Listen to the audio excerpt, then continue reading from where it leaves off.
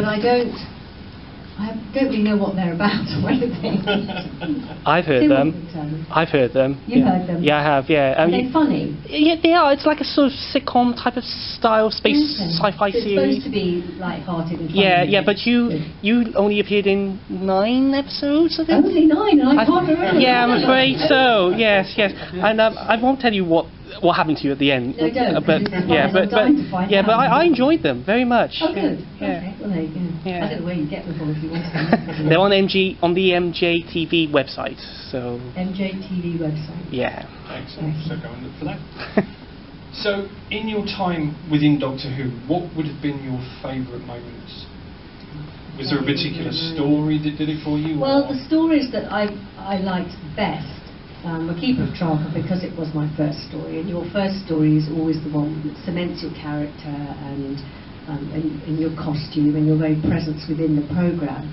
So I do have good memories of that, and also I think it was a very good story, and the sets were amazing. It looked expensive, Keeper of Traken. I thought it was a really charming story.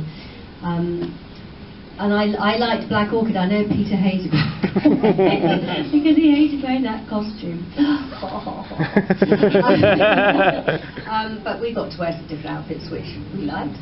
And it wasn't a science fiction story, because science fiction isn't necessarily my thing. So I really did enjoy the change in the series in that series. So and I suppose.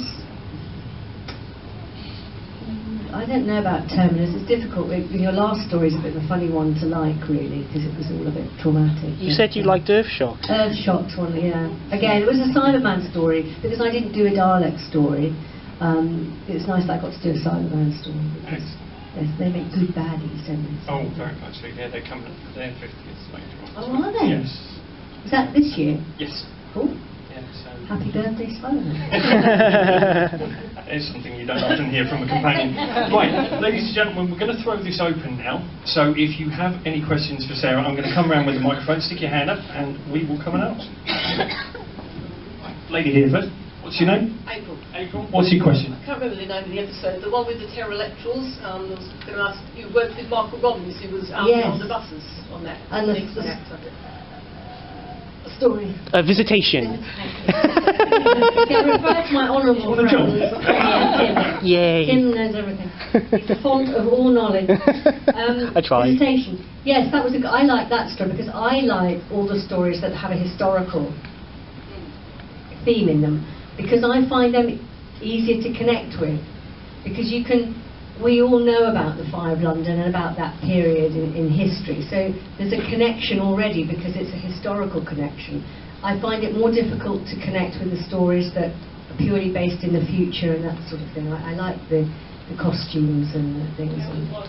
Yeah, Michael Robbins, yeah. He was great fun. He was great fun. I remember he's a big personality. He did. I think it was an excellent story. And of course, the pterolectals were just always up, really good for a laugh. Because every time they fell over, they couldn't get back up again. So it was just, they're off for lunch now. And they're poor things. Michael Melia played one of the pterolectals, and he's great fun too. So it was a good story. And again, lots of lovely location work in that, which I always like, because you feel it's more real somehow, being out in the open and battling the elements, and it's fun. Who else? Right. Yes, okay. Tim? Yes. Hello, Tim Sarah. can't possibly ask me a question that he doesn't know the answer to. Well, I'm going to put you on the spot, Sarah, because... Oh, no, don't do that. Well, you say... Well, Sunday. You see... yes, I know. But you said you can't remember Soldiers of Love. Have you seen Travel Wise? No. Tim very kindly gave me a copy of a DVD of something I did that, again, I have absolutely... I think it must have been someone else. Or Sarah Sutton. No, it was you. It was me. I know. I do have a vague one, and I haven't listened and haven't watched it yet. I'm so sorry. Okay. I will. That's okay. I will. It's not. I can't face it. You're I don't like looking at myself or listening to myself. You have a very big part in it, and you're very good. Do I have a big part? You have. It's 4 episodes, and you have a very big part in it. Yeah. Excellent. Yeah, you were very good. Well done, Sarah. Who else has a question? Right, gentleman here. Your name, sir? Mark Kelly. Mark, what's your question. Do you prefer Big Finish or the TV performance as you do? Oh, choice between Big Finish and the actual show. Well, that's very hard because you're talking about 35 years gap between one and the other. So life was very different when I was 19 years old than today. For different reasons. I mean, obviously being in the programme in 1980 was fantastic, and we had some good times and worked with some amazing people. But I couldn't think about repeating that now. But Big Finish has kind of filled a little hole, and it is so wonderful, but in a completely different way. We have such fun doing the Big Finishes, and I'm really cross I haven't done one for a bit now. I seem to go through a phase when you're doing quite a few. We were supposed to be doing another one just before Christmas. It was postponed until New Year. Well, I haven't heard anything, so I'm going to be emailing someone saying what's happened to this story. I think it was a story with Peter and Janet. You're up, didn't they? Yes, well, old Nyssa. Old Nyssa's gone. We could still do young ones. Exactly. See, I was very lucky. I had, She didn't die. She didn't die. I'm somewhere out there. She's somewhere out there. She's not dead. Yes. So I mean, you can't really compare them, but they're both a joy in their own rights. But certainly Big Finish. I'd never imagined that there'd be this whole new life for Nyssa and for all the Doctor Who characters after all these years, in such a brilliant way, because I think they're fantastic, the Big Finish stories. The production values are really high, some really good stories, and all the effects and everything are really good, the music. I think as a product it's a very, very good product. Who's got a question? Gentleman over here, very distinctive costume there. Mr. Matt Smith. Right. In our very Okay, what's your question?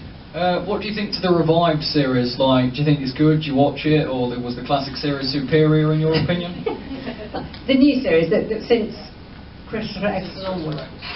I have to admit I don't watch the new series. I have seen it, but I don't watch it, and I certainly haven't watched it recently. I tend to watch when someone new comes in, new Doctor comes in, and I don't watch myself that. But I mean, I have to say, I never thought it would come back. I thought when it left, I thought nobody is going to bring Doctor Who back. And when I think Christopher Eccleston was fantastic, and I think he doesn't get as much of a mention so much, I don't know if that's correct or not, as probably David and Matt. But in fact, I think you have a lot to thank Christopher Eccleston for, because it was him that took the risk when it first came back. And it could have fallen flat on its face in a very, very bad way. It could have gone very badly wrong, and it didn't. I thought his performance was fantastic, and it's because of that it's still on today. I think he was, and his relationship with Rose, I thought was lovely. And Billie Piper, I have to admit, when someone said Billie Piper's going to be the new companion, I thought, what are they doing? What the hell? She really, hats off to her. I thought she was fabulous, absolutely fabulous, and I think her and Chris Eccleston together were just great. I loved Christopher Eccleston's slightly edgy.